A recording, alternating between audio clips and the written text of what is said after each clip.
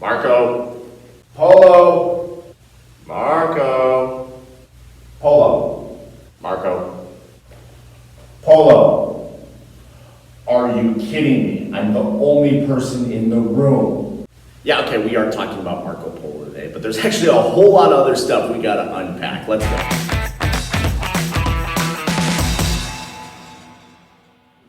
Remember a few videos ago when I talked about Europe being in a state of crisis from about 1200 to 1500 or so?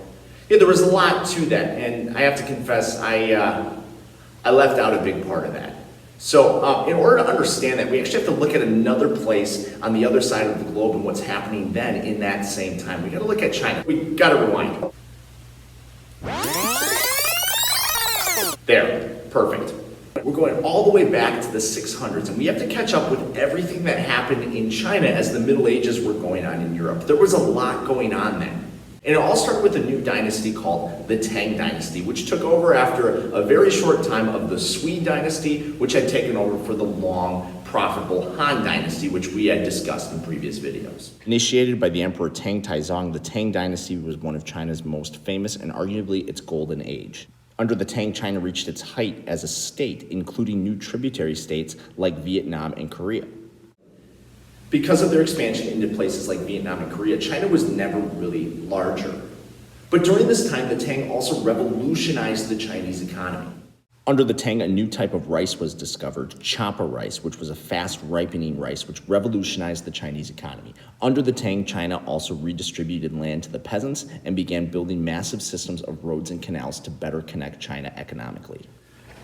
Champa rice ensured that China had a steady supply of food, and it also required less farmers. This allowed people to work other jobs, and it allowed trade on the Silk Road to truly skyrocket. China will become very wealthy because of it, and will also continue to pioneer new inventions like even a printing press, a compass, and the use of gunpowder.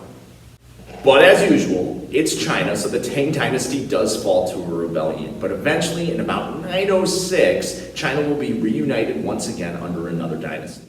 While the Song ruled less land than the Tang, the Song is considered to be the height of Chinese culture and wealth.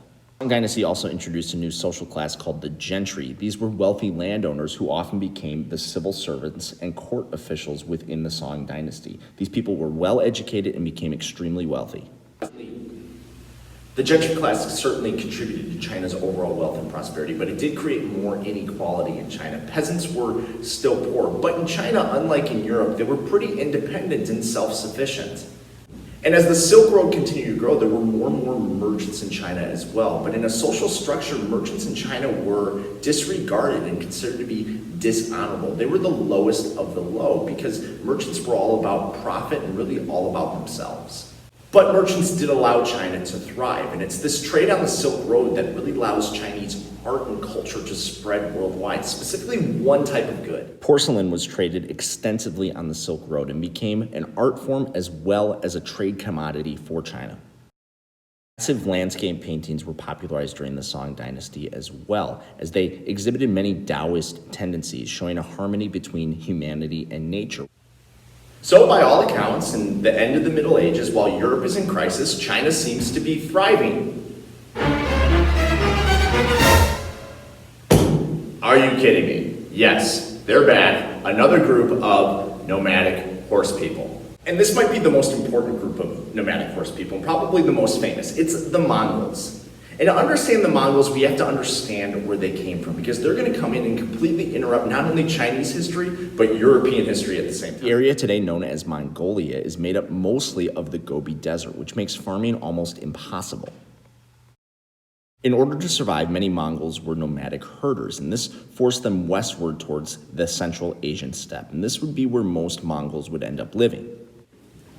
Remember, early in our journey through world history, we talked about the difference between being a farmer and a herder, right? Herders are people that are following their food, hence the term nomadic, and that's exactly what the Mongols were. They were herders for the most part, and they capitalized on the use of the horse, specifically in these major grasslands. And the horse itself will be a part of this very tribal, very divided, very nomadic Mongol culture. Mongolian people practically lived in the saddle of their horse. They could travel for days on horseback, and that's exactly what they did as they continued to herd and look for more profitable land throughout Central Asia. and quickly they used this horse as an advantage militaristically, inspiring fear in their enemies and creating a very mobile military.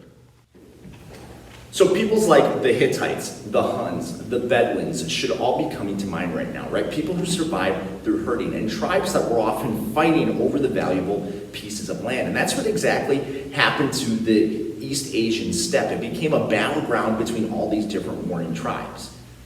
But then eventually one Mongol has a novel idea.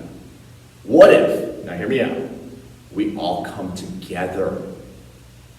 Hypothetically, this could be the greatest fighting force ever assembled because of their use of the horse and the savage tactics they use.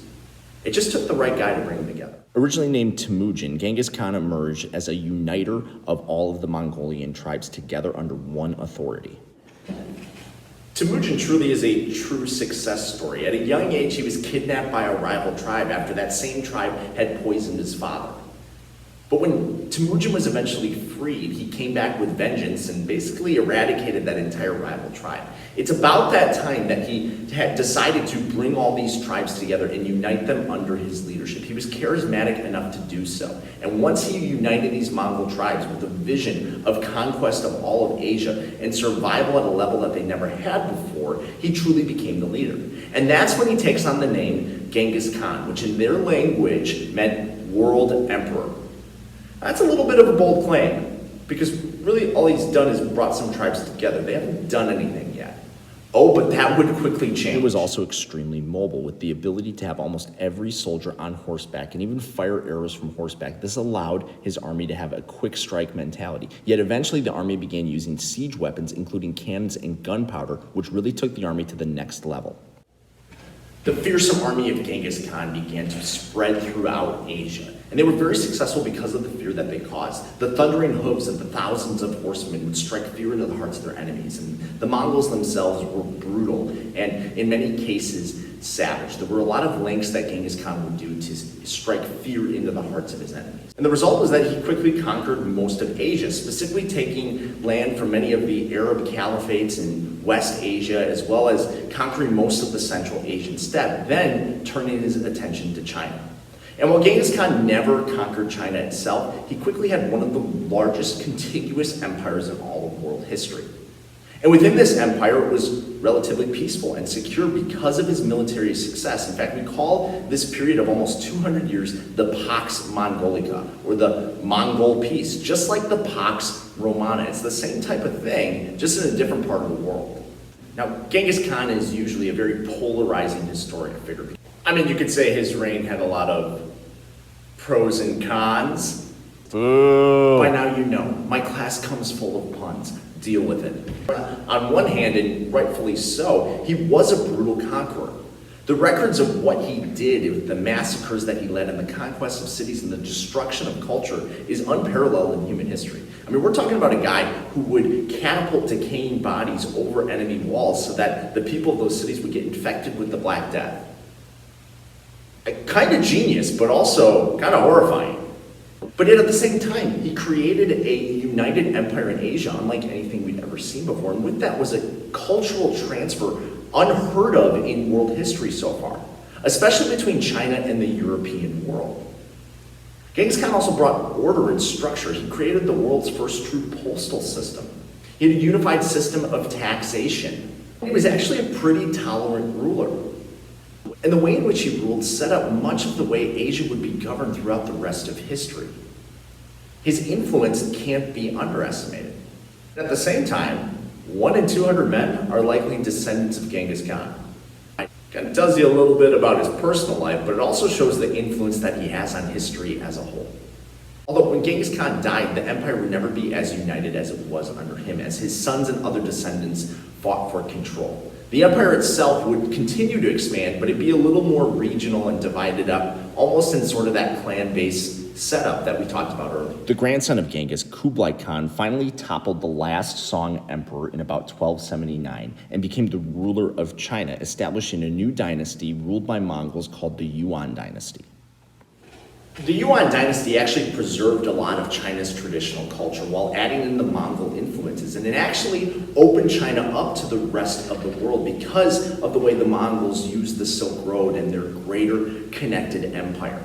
But at the same time, the people of China felt like they were being ruled by somebody completely different, and there's going to be a push to bring China back together. Yet at the same time, it's this empire, the Yuan dynasty specifically, that truly opens the Mongol Empire up to the world. And some of that has nothing to do with what Kublai or Genghis did. It has to do with what one European did. Italian merchant traveling the Silk Road, Marco Polo ended up spending 17 years in the court of Kublai Khan and wrote down much of his adventures and findings within China, further opening European worldviews through the newfound literacy back in Europe at this time.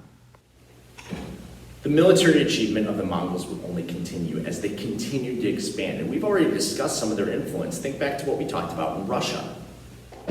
Greatest extent, the Mongol Empire extended all the way from China to the edge of Europe. But it became increasingly more divided into smaller khanates, including the Ilkhanate in modern-day Persia, the Khanate of the Golden Horde in Russia, and then the Yuan dynasty in China. Mongol armies will almost make it into Europe, clashing frequently with the Holy Roman Empire and Russia. And it's for this reason that oftentimes historians consider the Mongols to be the makers of the modern world. They transferred so much culture throughout the world, but they also changed the way things were done, especially in Europe. See, the Mongols introduced gunpowder into Europe. And remember, when we talked about the 100 Years' War, that was so revolutionary. Gunpowder and cannons in particular made castles and the old walled systems pretty much obsolete. Gone will be the days of knights in Europe. A new era of technology and warfare will be introduced because of the Mongols. Oh yeah, and they also gave us pants. No, seriously. The Mongols wore pants because they were more comfortable while riding. People in Europe at this time usually just wore like flowing robes. So you can thank the Mongols for your pants. But the further along the Mongols got away from Genghis Khan, the more their influence continued to decline. And that was especially true in China. 1368, the people of China were able to overthrow the Yuan dynasty and reform a new Chinese dynasty called the Ming Dynasty. The Ming are yet another Chinese dynasty that want to make China Chinese again. They want to bring back that old Chinese ideals, especially Confucianism, everything that had been ignored by the Mongols. But unlike most Chinese dynasties, the Ming began to turn their attention outside of China. Early Ming emperors were determined to end China's self-isolation, sending out many different sailors to explore and build relationships with other places. The best example of this is the explorer Zheng He, who was very successful in a number of different voyages in bringing Chinese culture throughout the world and bringing tribute back to China. Zheng He had a legendary fleet of 62 ships, and all of his voyages had the same goal: to promote trade and bring wealth back to China. Many voyages took him to places like India, Africa, Persia, the Red Sea. These voyages put China back on the map, literally, and many nations began to recognize the power and wealth of China. But this all changed in 1433 when a new Ming emperor had many of Zheng He's ships burned. And in fact, he banned the use of any ship that had two masts or any ship that was able to travel long distances. And that seems really confusing for us because China just became very profitable under the Ming because of their experiences trading worldwide and opening themselves up. But for this Ming emperor and so many other Chinese people at the time, this was such a deviation from what China had always been. Remember, China had always been secluded. They had this belief of being the middle kingdom because they were the center of everything, because they cut themselves off from everything. There was a fear that continuing to trade would cause China to become less Chinese and to be back in a situation like what they had when they were ruled by the Mongols. So the Ming will make efforts to become like China again. Yet the Ming will eventually, 600 years later, be conquered by a different group, and China will be changed forever. And it can't be ignored that the Mongols have changed Chinese history and actually the history of the world forever. China has been opened up. That can't be denied. And so has the rest of the world because of what the Mongols did. There's a greater level of connection worldwide. People now know what China is and what Asia holds. So what will happen when European interests continue to shift to the east? What will happen when cultures continue to collide? Because from now on, our world's history is going to be less segmented. It's going to be less divided. It's going to be more together. But that's a story for another day. Thanks for watching. We'll see you next time.